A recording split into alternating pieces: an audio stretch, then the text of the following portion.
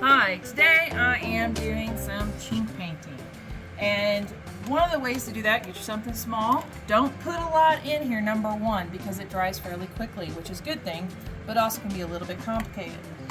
And basically what we're doing is going back and kind of see, this chinking was fine when we got here to restore the log home, so rather than suggest taking it out, we are just going to paint over it after the stain was completed with perma chink paint. And you can kind of see here, this is the first coat, and it's a little light, and you can kind of see some of the stain coming through, and then down here it's getting a little whiter because this is a second coat. Now, one thing that I have found that is very handy, getting little brushes like this to match the actual width of your chink line that you're about to do. And you can get multiple types of brushes, smaller ones for areas such as this, right here, okay? And then bigger ones as you go along. Keeping different sizes is always handy for you during the chink painting process. Not only for the chink line size, but I have discovered one very handy dandy thing to do.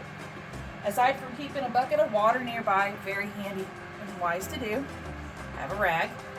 And let's say, I'm going to show you exactly what happens. So you're trying to get real delicate into these little lines, and oh no, I got some chink paint on there, dang it.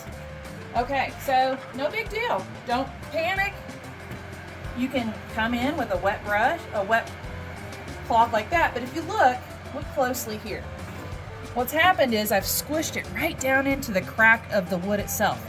And what I discovered that you can do, you can come in here.